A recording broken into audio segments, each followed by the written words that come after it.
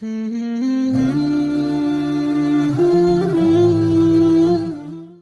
اللہ الرحمن الرحیم۔ حدیث نمبر 734، حضرت حکیم ابن حزام فرماتے ہیں نبی صلی اللہ علیہ وسلم نے مسجد میں قصاص لینے سے یستقاد، قصاص کو کہتے ہیں نا، قصاص لینے سے منع کیا، اور شعر و شاعری سے اور حدود قائم کرنے سے۔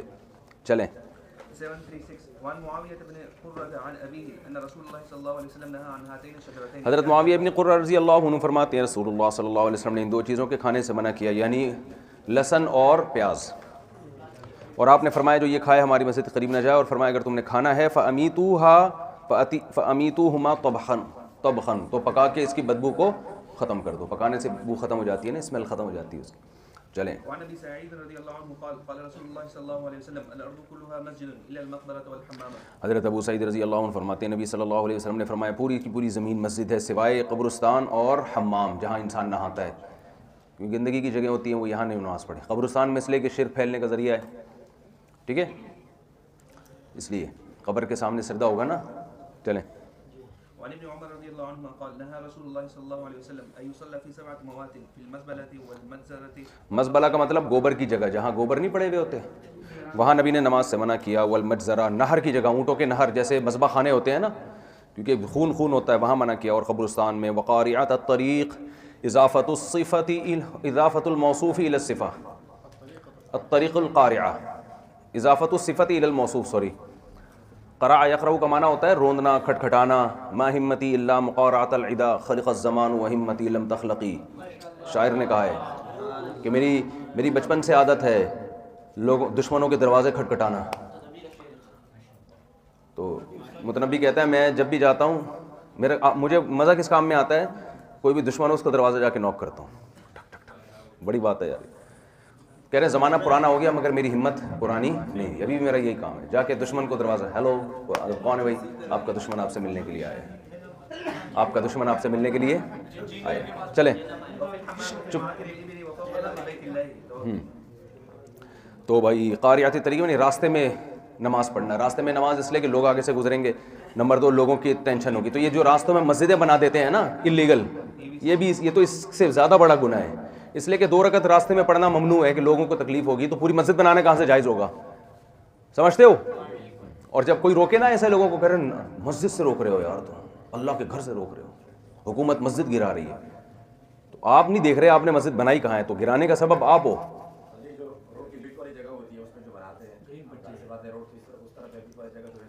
نہیں ویسے خالی نہیں ہوتی، وہ بھی جگہ ہوتی ہے۔ چلیں راستے کے لوازمات میں سے ہی ہے وہ بھی۔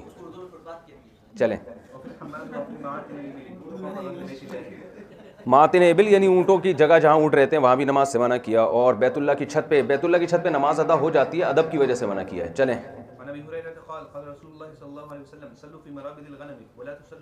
نبی نے فرمایا بکریوں کے رہنے کی جگہ پہ نماز پڑھ لو، اونٹوں کے رہنے کی جگہ پہ نہیں۔ اس کی وجہ 2 وجہ بیان کی گئی، یا تو اس لیے کہ اونٹ کی طبیعت میں نا شرارت زیادہ ہے، تو نماز میں طبیعت اس کی طرف مائل ہوگی، بکریوں میں ایسا نہیں ہے، لیکن زیادہ بات قرین قیاس یہ ہے کہ اونٹ کی جو جگہ ہے وہ زیادہ گندی ہوتی ہے بنسبت بکریوں کے، لیکن یہ ساری ممانعات نہی تنزیہی ہے، تحریمی نہیں ہے۔ اگر کوئی جگہ کو صاف کر کے نماز پڑھ لے تو نماز بہرحال ہو جائے گی اس کی۔ زائرات القبور والسروج، عبداللہ بن عباس رضی اللہ عنہ سے روایت ہے رسول اللہ صلی اللہ علیہ وسلم نے قبروں کی زیارت کرنے والی عورتوں کو پر لعنت کی ہے جو قبرستان جاتی ہیں، اور قبرستان میں مسجد بنانے والوں پر لعنت، اور قبروں پہ چراغ رکھنے والوں پر لعنت، چراغ رکھتے ہیں نا قبرستان میں، اس پہ بھی لعنت کی گئی ہے۔ عورتوں کے مسجد میں جانے کی ممانعت تھی، لیکن جمہور کے نزدیک یہ ممانعت منسوخ ہے۔ اصل یہی ہے کہ جیسے مردوں کو منع کیا گیا تھا عورتوں کو بھی منع کیا گیا تھا، اور عورتوں کی ممانعت زیادہ تھی کیونکہ وہاں جا کے وہ رونا دھونا، کچھ زینت اور یہ سب چیزیں بھی، خواتین کو تو جنازے میں بھی جاتی ہیں نا، کسی کی میت میں پوری تیار ہو کے جاتی ہیں آج کل، حقیقت ہے۔ اور اب آپ دیکھیے گا کچھ وقت کے بعد جنازے میں شرکت باقاعدہ بیوٹی پارلر سے تیار ہو کے جائیں گی، کچھ وقت کے بعد آپ دیکھیں جہاں بھی مجمع ہوگا خواتین، تو اب وہ جنازہ ہے اور اس میں بیوٹی پارلر سے، ابھی جان ہی نہیں بیوٹی پارلر سے تیار ہو کر، لیکن کچھ وقت کے بعد بائکوں پہ پہنچیں گی بیوٹی پارلر سے تیار ہو۔ جنازہ کو افسوس ہوگا میں مرا کیوں یار، جنازے کو افسوس ہوگا میں مرا کیوں، اتنا اچھا ماحول ہے دنیا کا، میں ابھی سے دنیا میں چلا گیا۔ کیا کہہ رہے ہیں آپ؟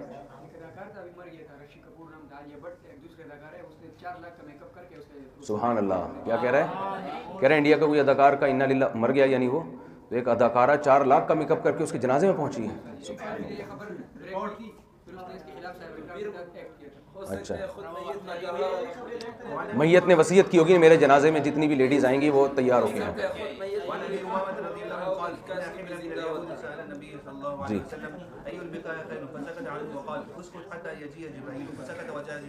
جبریل علیہ ایک یہود کے حبر کہتے ہیں بہت بڑے عالم کو، یہود کے ایک بہت بڑے عالم نے نبی سے پوچھا صلی اللہ علیہ وسلم سے، بتائیے سب سے اچھا ٹکڑا زمین میں کون سا ہے؟ نبی خاموش ہوئے. فرمایا یہاں تک کہ جبریل آئے. جبریل نے پوچھا تو آپ نے جبریل سے پوچھا تو جبریل نے کہا کہ پوچھنے والے سے زیادہ وہ نہیں جانتا جس سے پوچھا جا رہا ہے، میں اپنے رب سے پوچھوں گا. پھر جبریل نے رب سے پوچھا، پھر آئے تو پھر جبریل علیہ السلام نے فرمایا کہ یا رسول اللہ میں اللہ کے اتنا قریب گیا کہ اس سے زیادہ میں قریب نہیں گیا تھا، اور میرے اور اللہ کے درمیان 70,000 نور کے پردے تھے. پھر اللہ نے فرمایا شر البقاع اسواقها، زمین میں سب سے بدترین جگہیں بازار ہیں اور سب سے بہترین جگہیں مسجدیں ہیں. چلیں. الفصل الثالث عن ابي هريره رضي الله عنه قال سمعت رسول الله يقول من جاء مسجدي هذا لم يأتي الا للخير يتعلمه او يعلمه فهو بمنزله المجاهد. حضرت ابو ہریرہ رضی اللہ عنہ سے روایت ہے، رسول اللہ صلی اللہ علیہ وسلم نے فرمایا جو میری اس مسجد میں آئے گا خیر کی نیت کے ساتھ سیکھنے کے لیے یا سکھانے کے لیے، دین سیکھنے یا سکھانے کے لیے آئے گا تو ایسے جیسے اللہ کی راہ میں جہاد کرنے والا، اور جو اس کے علاوہ آئے گا تو یہ اس شخص کی طرح ہے جو کسی دوسرے کے سامان پہ نظر رکھ رہا ہو.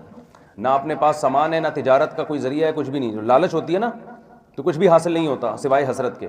تو یہ اس میں ترغیب ہے کہ آپ جب مسجد میں آؤ تو سیکھنے یا سکھانے کی نیت سے. ٹائم کیونکہ نبی صلی اللہ علیہ وسلم موجود تھے نا، تو اگر وہاں بھی کوئی سیکھنے کی نیت سے نہیں جا رہا اور سیکھ کے آگے سکھانے کی نیت سے نہیں جا رہا تو وہ کتنی حسرت اور افسوس کا ذریعہ بنے گا. اور یہی ہوا کہ جن صحابہ نے نبی سے سیکھا ہے بعد میں دوسرے ان کو دیکھ کے کیسا حسرت کرتے ہوں گے نا کہ انہوں نے نبی کی صحبت میں زیادہ وقت گزارا، آج ان کی کتنی عزت قدر ہے. چلیں.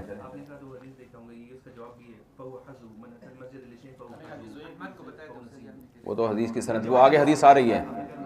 ہاں بتائیں جلدی. کل میں نے آپ کے ذمہ میں ایک حدیث لگائی تھی جس کی میں نے تحقیق لگائی تھی، لیکن اسی موضوع سے متعلق آگے صحیح حدیث آ رہی ہے لیکن اس میں وہ الفاظ نہیں ہیں عالم الغیب والے. حدیث تو صحیح ہے لیکن یہ الفاظ صحیح ہیں، یہ بھی صحیح سند سے ثابت. ہاں چلو پھر صحیح ہے. چلو ٹھیک ہے شکریہ. بس وہ علم غیب کلی مراد نہیں ہے نا اس سے.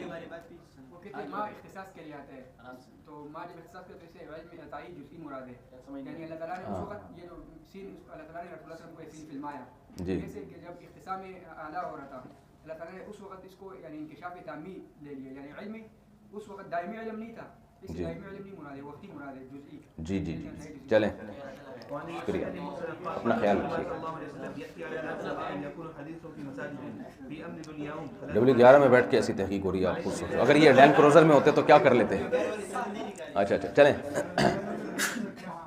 اچھا جی نبی صلی اللہ علیہ وسلم نے فرمایا لوگوں پر ایک زمانہ ایسا آئے گا کہ مسجد میں ان کی باتیں دنیا کی ہوا کریں گی، لہذا ان کے ساتھ نہ بیٹھو، اللہ کو ان کی کوئی ضرورت نہیں ہے.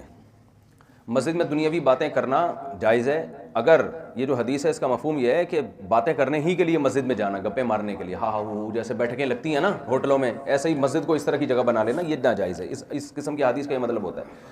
باقی اگر آپ اپنے نماز کے لیے گئے، کوئی اچھے کام کے لیے گئے، وہاں بیٹھ کے ضمناً دنیاوی بات بھی ہو گئی تو وہ ناجائز نہیں ہے، بشرطے کہ مسجد کے آداب کا خیال کرتے ہوئے ہو.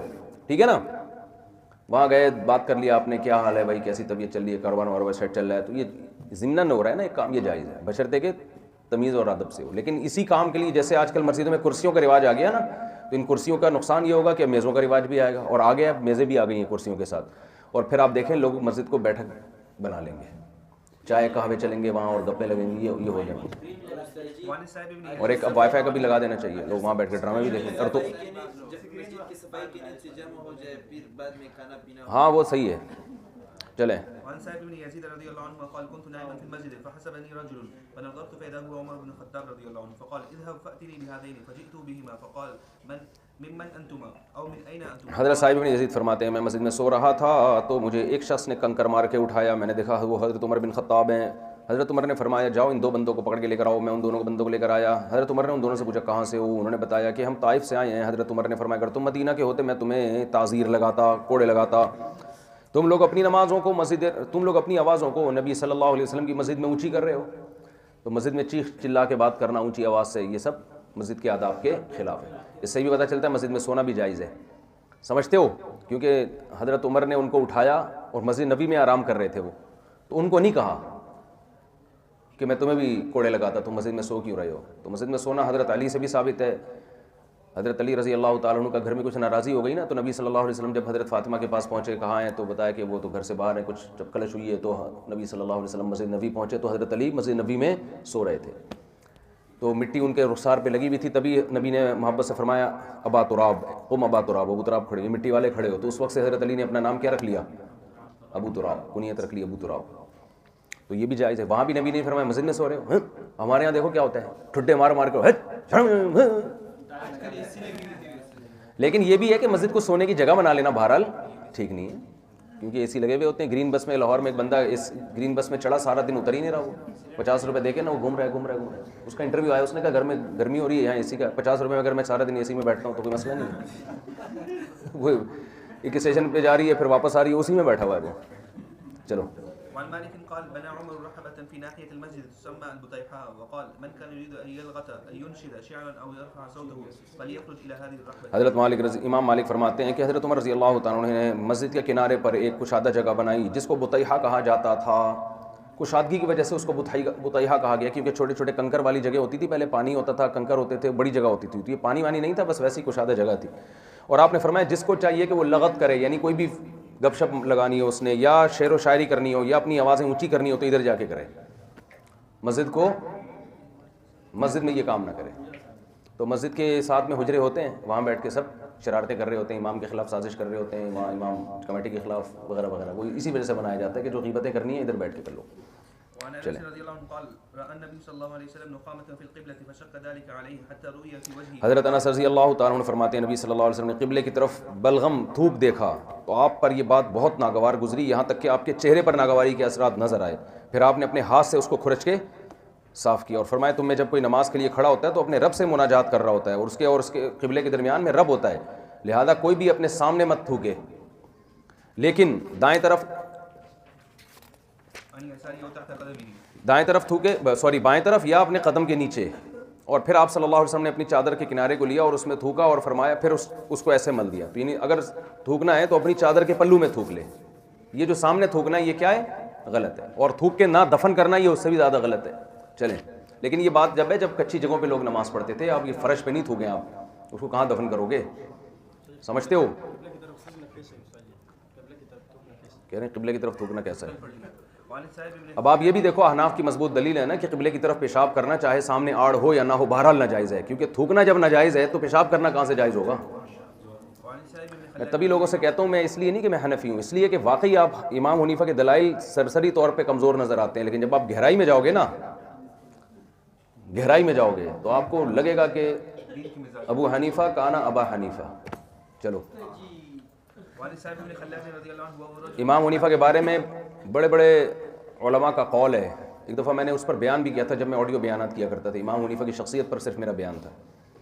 اس میں امام حنیفہ کے بارے میں جو بڑے بڑے علماء کے اقوال ہیں نا, ان میں ایک قول یہ بھی ہے کہ ابو حنیفہ سے تعصب دو میں سے ایک بندہ رکھے گا, یا تو وہ جس کو ان سے ویسی جلن ہے, حسد ہے, وہ نہیں سمجھ پائے گا, یا یہ کہ اس کے پاس علم کامل نہیں ہے, وہ ابو حنیفہ کی مینٹل لیول تک پہنچا ہی نہیں ہے. اما جاہل و اما متعصب, متعصب ہوگا یا علم سے کورا ہوگا. جب خود علم نہیں ہوتا تو جس کے پاس علم ہوتا ہے انسان اس کو جاہل سمجھتا ہے, دونوں میں سے. چلو بھائی, چلیے.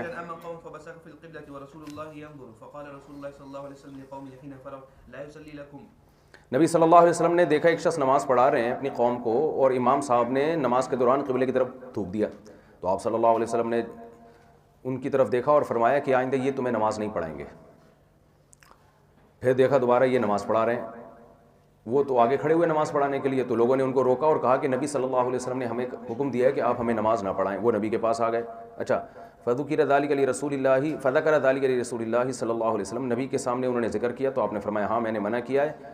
اور وحسبت انہ قال انک قد آذیت اللہ ورسولہ, اور آپ نے ان کو فرمایا میں نے اس لیے منع کیا تم نے اللہ اس کے رسول کو اذیت دی ہے.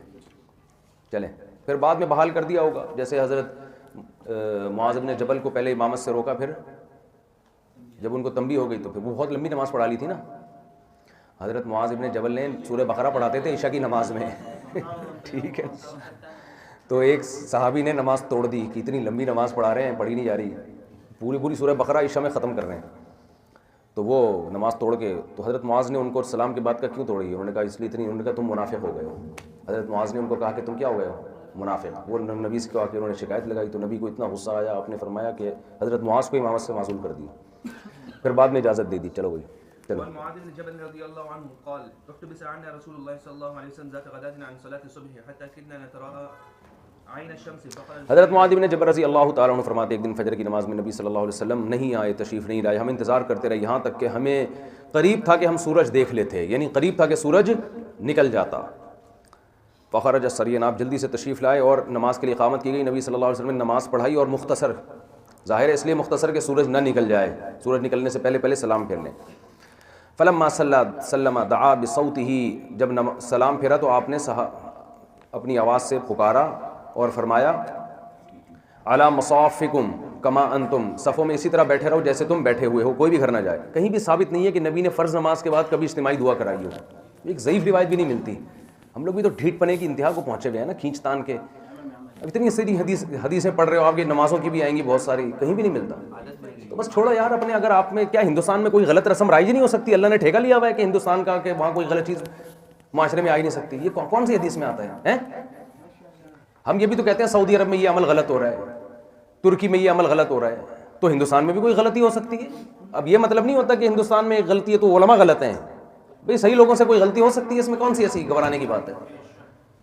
ہم یہ تھوڑی کہہ رہے ہیں کہ یہ جیسے ہم عربوں کے بارے میں کہتے ہیں ان کا یہ عمل غلط ہے, اس کا مطلب نہیں عرب گمراہ ہیں جہنم میں جائیں گے, یا وہ گمراہ لوگ ہیں ان کو فالو ہی نہ کرو, ایسا تھوڑی ہے. تو کسی کی کوئی غلطی کا مطلب یہ نہیں ہوتا کہ وہ بندہ جہنم میں جائے گا. تو اتنا زیادہ نہ کسی کو سیدھا کرنے کی کوشش نہیں کیا کرو, سمجھتے ہو؟ اتنی ساری حدیثیں ہیں یار, کہیں بھی نہیں مل رہا. تو نبی صلی اللہ علیہ وسلم نے نماز کے بعد فرمایا صفوں میں رہو جیسے کہ تم ہو. ثم انفتل الینا, پھر ہماری طرف متوجہ ہوئے فرمایا اما انی ساحدثکم ما حبسنی عنکم الغداء, میں تمہیں بتاتا ہوں کہ کس چیز کی وجہ سے, کس چیز نے مجھے نماز سے روکا. میں قمت من اللیل, رات کو میں نماز کے لیے کھڑا ہوا, میں نے وضو کیا, نماز پڑھی جو اللہ نے میرے لیے مقدر کی, پھر مجھے اونگ آ گئی, یہاں تک کہ میری طبیعت بوجھل ہو گئی. اچانک میں نے اپنے رب کو اچھی صورت میں دیکھا. فقال یا محمد, اللہ نے مجھ سے کہا. اللہ کی خواب میں زیارت ممکن ہے, یہ حدیث سے بھی ثابت ہے, اسلاف سے بھی ثابت ہے, امام احمد بن حنبل سے بھی ثابت ہے. سمجھتے ہو, بعض لوگ اس کو بھی شرک سمجھتے ہیں. تو خواب میں زیارت ہوگی وہ, تو خواب میں اللہ کو بہترین صورت میں دیکھا. اللہ نے کہا کہ یا محمد صلی اللہ علیہ وسلم, میں نے کہا لبیک ربی, اے اللہ میں حاضر ہوں. فیما یختصم الملأ الاعلی, اللہ نے پوچھا بتاؤ یہ فرشتے کس بات میں بحث کر رہے ہیں؟ میں نے کہا اللہ تو جانتا ہے, میں نہیں جانتا. قالها ثلاثا, 3 دفعہ کہا. فرأيته وضع كفه بين كتفي حتى وجدت برد انامله بين ثديي, اللہ نے اپنی ہتھیلی کو میرے سینے کے درمیان رکھا, اس کی ٹھنڈک میں نے اپنے سینے میں محسوس کی. فتجلى لي كل شيء وعرفت, مجھے سب چیزیں میرے سامنے ظاہر ہو گئی اور میں نے ان کو پہچان لیا. پھر اللہ نے پوچھا کہ بتاؤ کس چیز میں فرشتے بحث کر رہے تھے؟ تو میں نے عرض کیا فی الکفارات, ان چیزوں میں جو گناہوں کو معاف کرنے والی ہیں, ان اعمال کے بارے میں فرشتے بات چیت کر رہے تھے. کون سے اعمال ایسے جس سے گناہ دھلتے ہیں؟ دیکھو کیسا تعلیم کا انداز ہے نا. اللہ ویسے ہی جبریل کو بھیج کے بتا دیتے کہ گناہ ان چیزوں سے معاف ہوتے ہیں, لیکن ایک پورا ماحول قائم کیا جا رہا ہے, اس سے انسان کے دل میں اہمیت بنتی ہے. اچھا بھائی, ہم کہتے ہیں نا بھائی یونائٹڈ نیشن میں اس موضوع پر بحث ہو رہی ہے, تو بھائی بہت اہم ٹاپک ہوگا جس پر بحث ہو رہی ہے. اسمبلی میں اس ٹاپک پر بحث ہو رہی ہے, حکومت ایسے ہی اناؤنس کر دے, لوگ اہمیت نہیں دیں گے. بھائی اس پر ڈیبیٹ ہوئی ہے, کئی مہینوں بحث کے بعد یہ قانون پاس ہوا ہے. تو اللہ کا بھی انداز وہی ہے, اللہ کی اسمبلی ہے, ملائے اعلیٰ فرشتے جو اللہ کے پاس بیٹھتے ہیں, اس میں اللہ نے ایک ٹاپک دیا, ان کو جاؤ اس پہ بحث کرو, ٹھیک ہے نا, پھر قانون پاس ہوگا. ہاں جمہوریت بھی ثابت ہو گئی, اس کو دیکھو. اچھا میرے بھائی, اللہ تعالیٰ نے فرمایا وما ہننا, تو میں نے اللہ نے پوچھا بتاؤ وہ کفارات کیا ہیں؟ نبی آپ نے فرشتوں کو دیکھا وہ بات چیت کر رہے ہیں, تو آپ نے کیا سیکھا ان سے؟ قال قلت مشی الاقدام الى الجماعات, جماعت کی طرف قدم اٹھا کے جانا, بہت کثرت سے گناہ معاف ہوتے ہیں جماعت کی نماز کے لیے جانے. والجلوس فی المساجد بعد الصلاة, نماز کے بعد بھی مسجد میں بیٹھے رہنا. سمجھتے ہو, نماز کے بعد بھی جب آپ ادھر بیٹھے رہتے ہو, تسبیح پڑھتے ہو, اللہ اللہ کرتے ہو, اس کا زیادہ ثواب ملتا ہے. واسباغ الوضوء حین الکریہات, اور ناپسندیدگی کے باوجود وضو مکمل کرنا, جیسے سردیوں میں, اس طرح غسل بھی اس میں داخل ہے, غسل تو بطریقہ والا داخل ہے.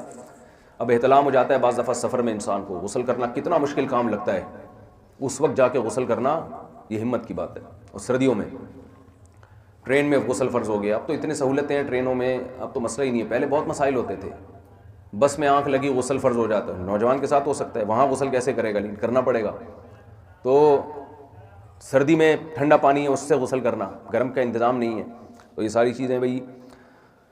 قال ثم فيما قلت في الدرجات، میں نے اللہ نے پوچھا بتاؤ اس کے بعد کس چیز میں بات کر رہے تھے. میں نے کہا درجات، یعنی کون سی چیز سے درجات بلند ہوتے ہیں. تو اللہ نے فرمایا بتاؤ اے محمد صلی اللہ علیہ وسلم کون سی چیز ہے جس سے انسان کے درجات ایک دم شوٹ کرتے ہیں نا.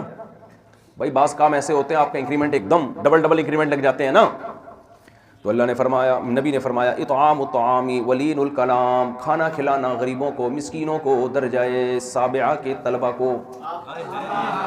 ولین الکلام، اور نرم لہجے میں بات کرنا. لین الکلام، بات جب بھی کرو تو نرم لہجے. والصلاۃ والناس نیام، اور اس وقت نماز پڑھنا جب لوگ سو رہے ہوں، یعنی تہجد کی نماز. یہ تین چیزوں سے انسان کے درجہ ایک دم ٹھاک شوٹ کرتا ہے اوپر کی طرف. کھانا کھلاؤ استاذوں کو، اور یعنی استاذوں کو چاہیے کہ طلبہ کو کھانا کھانے دیں. اچھا میرے بھائی. اور دوسری چیز تہجد کی نماز پڑھنا، اور نرم لہجے میں بات کرنا. جب بھی بات کرو تمیز سے بات کرو. ہمارے گارڈ ہوتے ہیں ایسے کر دو، ایسے بھگا رہے ہوتے ہیں لوگوں کو. میں سمجھاتا ہوں انسان کے بچے بنو یار، تمیز سے بات کرو. تمیز سے بھی ایک بات ہو سکتی ہے. سبحان اللہ. آپ تو بہت نرم لہجے میں بات کیا کرو، مذاق نہیں. ہاں کیونکہ ویسے ہی وہ ڈریں گے آپ کو دیکھ کے، تو آپ اگر بات بھی سکتے تو آپ کو ڈبل گناہ ہوگا. چلو پھر اللہ نے فرمایا کہ اے نبی آپ سوال کریں، مانگے ہم سے. تو پھر اللہ کے نبی نے یہ دعا مانگی. اللہم، یہ دعا یاد کر لو. اللہم انی اسألک فعل الخیرات، اے اللہ میں تجھ سے نیکیوں کے عمل کی توفیق مانگتا ہوں. وترک المنکرات، برائیوں کے چھوٹنے کی توفیق مانگتا ہوں.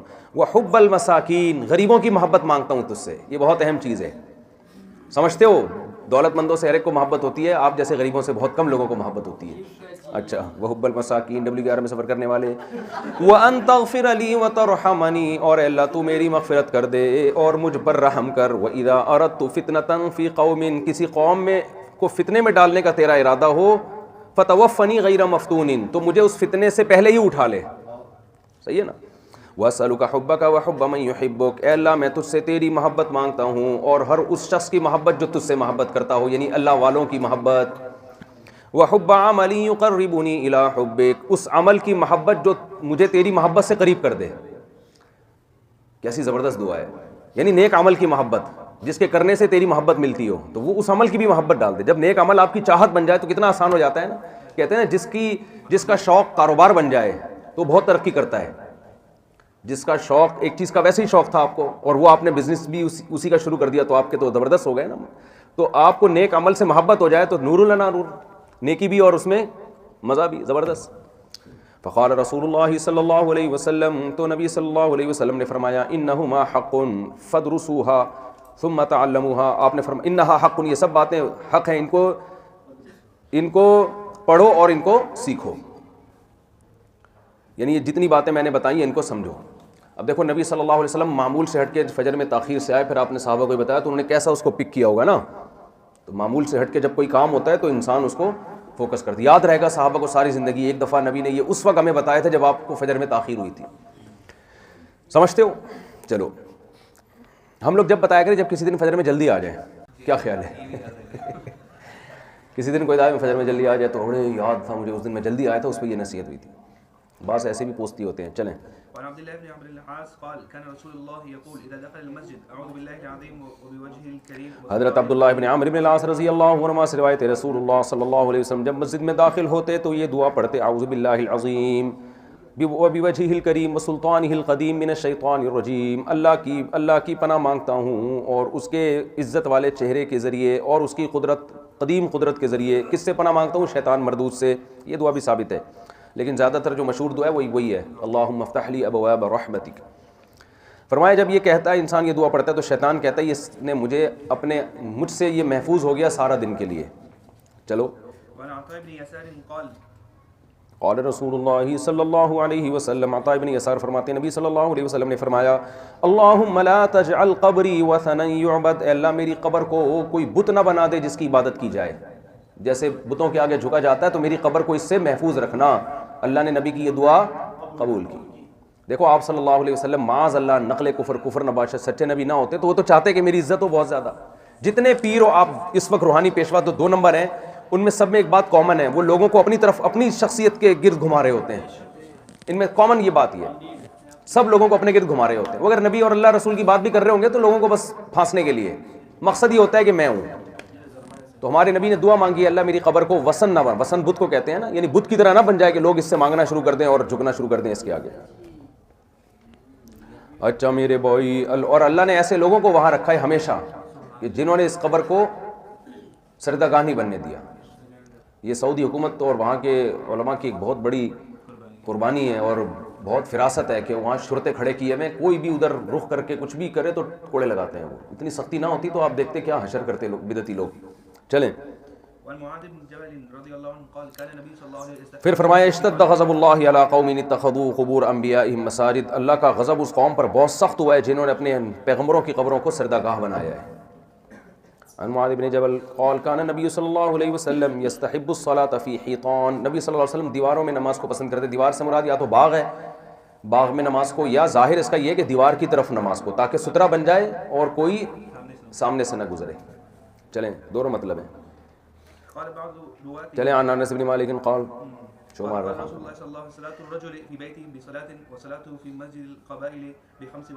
نبی صلی اللہ علیہ وسلم نے فرمایا ایک آدمی کی اپنے گھر میں نماز ایک نماز کے برابر، اور قبیلے کی مسجد میں یعنی محلے کی مسجد میں نماز 25 نمازوں کے برابر، اور وہ مسجد جس میں جمعہ ہوتا ہے اس میں نماز 50 نمازوں کے برابر، اور مسجد اقصی میں نماز 50,000، اور مسجد نبی میں نماز بھی 50,000، اور مسجد حرام میں نماز 1,00,000 نمازوں کے برابر ہے۔ رواہ ابن ماجہ۔ کل ما تفرد به ابن ماجہ فہو ضعیف، یہ سند کے لحاظ سے ضعیف ہے۔ جو صحیح حدیث ہے سند کے لحاظ سے وہ ہے جس میں آتا ہے مسجد نبی میں ایک نماز 1000 نمازوں کے برابر ہے۔ چلیں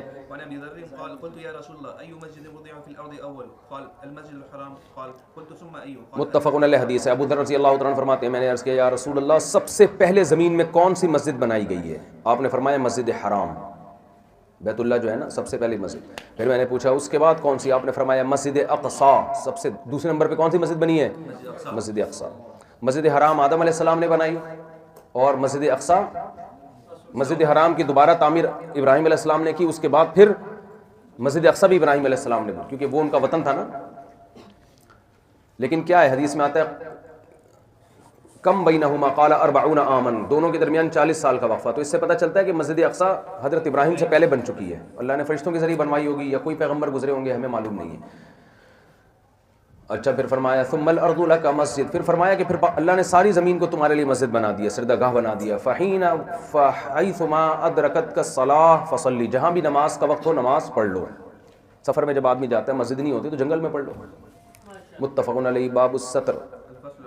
جی چلو یہ پھر کل پڑھیں گے انشاءاللہ۔